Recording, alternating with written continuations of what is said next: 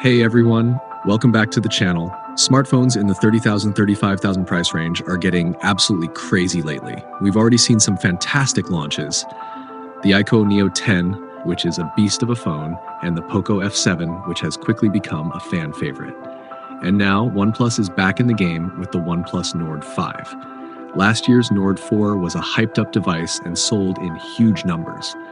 So how does the Nord 5 hold up with all this tough competition? That's exactly what we're going to find out. Let's kick off with a quick unboxing. As always, OnePlus keeps things familiar. Same box design. Inside you get the phone itself, a decent silicone case, documentation, an 80-watt SuperVOOC charger, Type A to Type C red cable, SIM ejector tool. Now let's talk about the design. At first glance, I really like the new marble finish.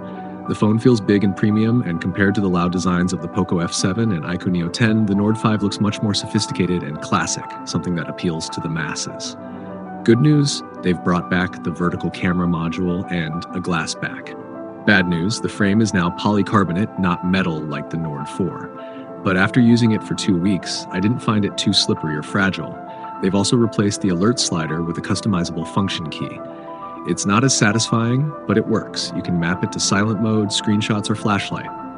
Speaker quality is improved, more balanced treble. Haptics are still solid. Sadly, the IP rating remains at IP65, same as last year, while competitors like POCO F7 now offer IP69. However, the Nord 5 now uses Gorilla Glass 7i, which is definitely a better upgrade in terms of protection. This is where things get interesting. The Nord 5's display has seen meaningful upgrades.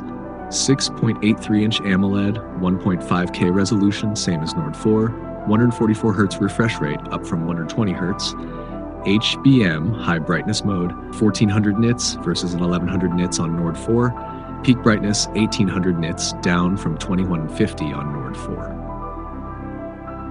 But real-world performance? HBM matters more than peak nits in sunlight, and the Nord 5 is visibly brighter than the Nord 4 outdoors. Compared to iQOO and POCO, it's still behind. POCO offers 1700 nits HBM, and iQOO Neo 10 touches 2000 nits. But the Nord 5 is still perfectly visible and comfortable to use in bright sunlight. Also worth noting, 144Hz only works in limited apps.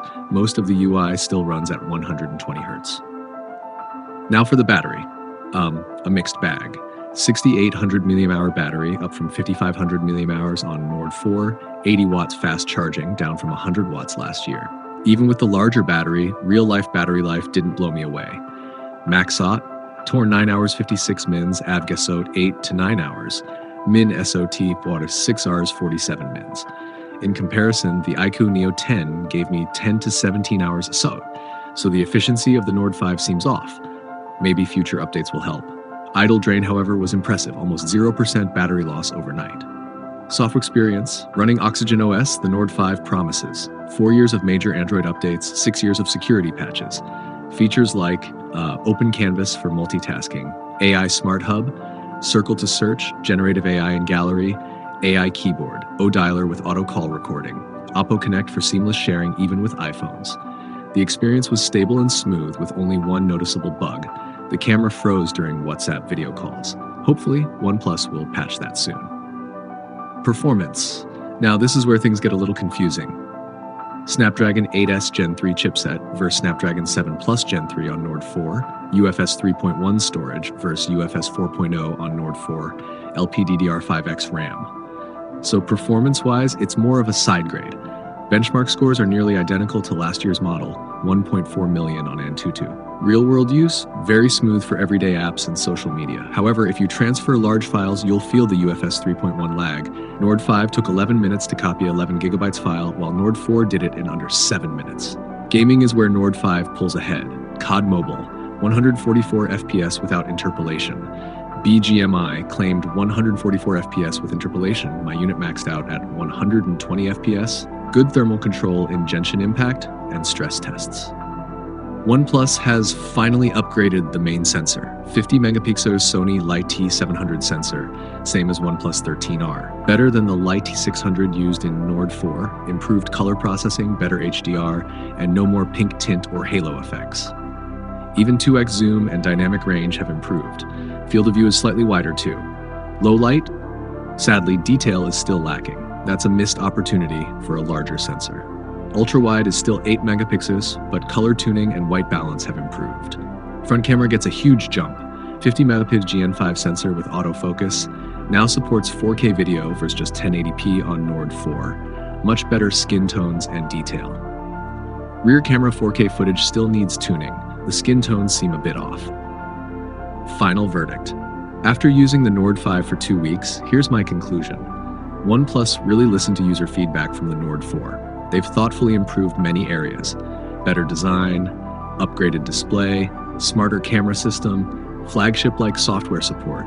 But they've also made some corner-cutting decisions. Slower storage, reduced charging speed, and unimpressive battery optimization. That said, this phone still feels well-balanced for the average user, especially with OnePlus's strong brand trust and Oxygen OS experience. If OnePlus can fix the battery efficiency in a future update, the Nord 5 has a real shot at becoming the go-to phone in its segment. What do you think about the OnePlus Nord 5? Let me know in the comments. If you enjoyed the video, hit that like button and don't forget to subscribe and press the bell icon. I've got a lot more quality content coming your way. Thanks for watching. See you in the next one.